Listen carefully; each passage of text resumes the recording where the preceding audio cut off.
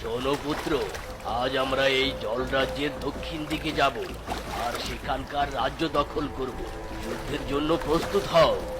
নাগপিতা যখন নাগরাজকে এসব কথা বলছিল, ঠিক তখনই সেখানে শঙ্খমালা চলে আসে আর বলে, অন্যের রাজ্য দখল করার আগে আমার সাথে যুদ্ধ কর বিশ্বাসঘাতক। এ কি শঙ্খমালা, তুমি এখানে কেন এসেছো? যাও, লেজ কাটা কোনো জলপুরীর এখানে জায়গা নেই। আমার লেজ তুই কেটেছিস? কি ভেবেছিস কি আমি কিচ্ছু বুঝতে পারবো না? কোনোদিনও জানতেও পারবো না? আমি সব জেনে গেছি বেঈমান, তোদের শাস্তি দিতেই আমি এখানে এসেছি। নিজের প্রাণ নিয়ে আগে পালিয়ে যাও শঙ্খমালা, আমরা অমর, আমাদের তুমি কিছুই করতে পারবে না, শুধু শুধু নিজের প্রাণটা হারাবে। অতএব আমি যা আদেশ করেছি আমার পুত্র তাই পালন করেছে। এবার যদি আদেশ করি তোমাকে মারতেও দ্বিধা করবে না।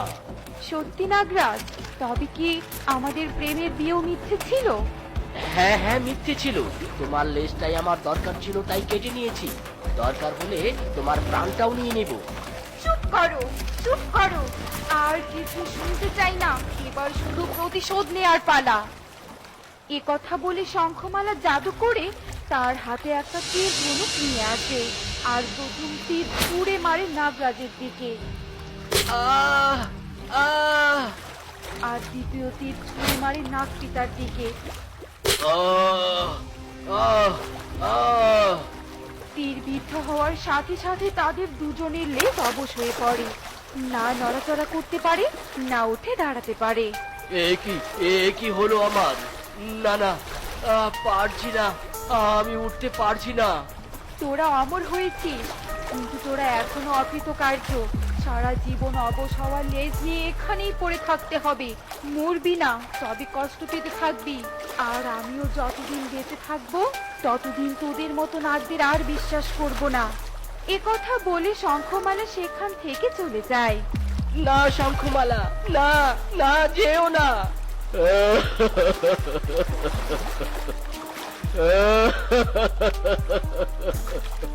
এভাবে নাগরাজ আর নাগপিতা অমর হওয়া সত্ত্বেও তাদের কৃতকার্যের জন্য শাস্তি পায়।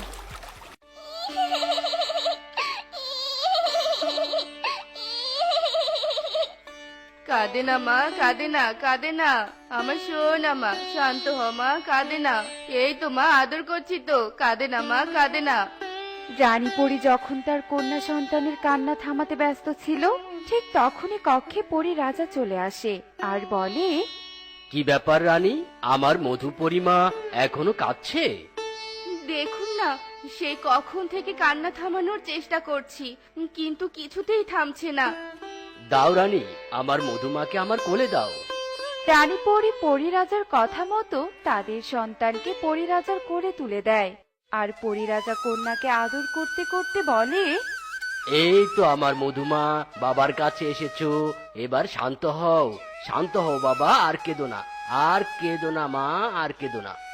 সদ্যজাত পরীকন্যা তার বাবা মাকে অবাক করে শান্ত হয়ে যায়। দেখলে তো, দেখলে রানী, আমাদের মধুমা কেমন শান্ত হয়ে গেল। হ্যাঁ, তাই তো দেখলাম, আর সাথে এটাও বুঝলাম আমাদের মধুমা বড় হয়ে বাবার আদরিনী হবে।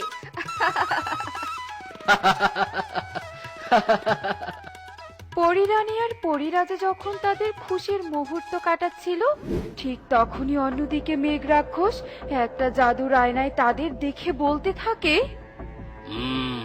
হেসে নে, যত খুশি হেসে নে, আমি আজ তোদের হাসির কারণকে আমার কাছে নিয়ে আসব, আর ওর রক্ত খেয়ে সর্বশক্তিমান হব, আর তারপর শুধু আমি হাসবো আর তোরা কাঁদবি।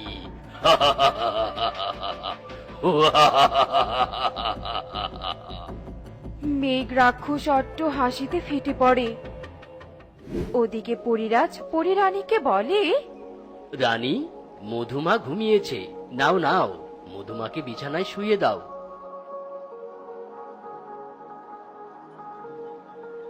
পরীরানী তাদের সন্তানকে বিছানায় শুয়ে রাখে। চলুন মহারাজ, আমরা এই সুযোগে খাবার সেরে আসি। দাসী, আমাদের খাবারের ব্যবস্থা করো।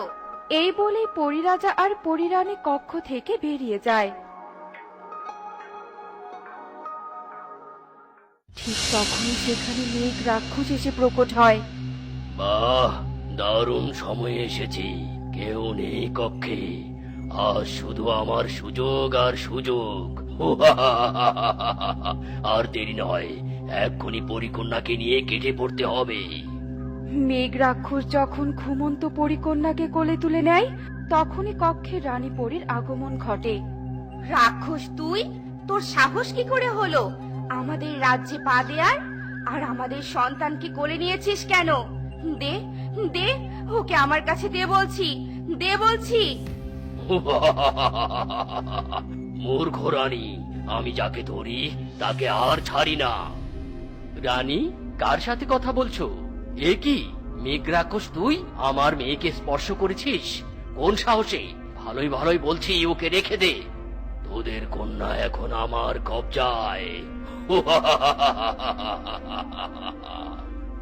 বুঝেছি, তুই সোজা কথায় মানবি না। দাঁড়া, তোকে দেখাচ্ছি মজা।